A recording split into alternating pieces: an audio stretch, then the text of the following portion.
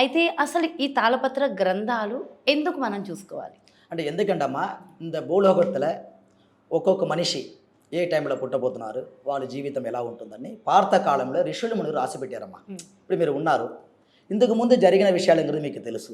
దీని తర్వాత జీవితంలో ఎలా ఉండబోతున్నారు, రాబోయే కాలంలో ఏం జరగబోతుంది, మీ జీవితంలో మంచిది చెడ్డది ఎలా తెలుసుకోవచ్చు అని పాత కాలంలో ఋషులు నాణదిష్టి రాసి పెట్టినారమ్మా. దానికి ముఖ్యంగా కారణం శివునుడి అనుగ్రహము, గురువుడి అనుగ్రహ రూపంగా ఒక్కొక్క మనుషులు ఎలా ఉండబోతున్నారని పాత కాలంలో తాట్యాకు తాళపత్ర గ్రంథంలో మహర్షులు అద్భుతంగా రాసి పెట్టి ఉన్నారు.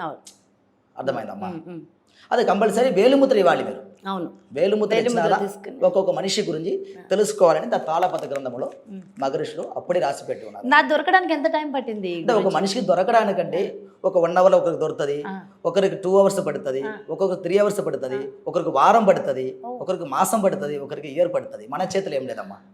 అది సంవత్సరం పడుతుంది. దొరకచ్చు దొరకకుండా పోవచ్చు. అది కానీ ప్రార్థన అందరికీ దొరుకుతుందని గ్యారెంటీ లేదమ్మా.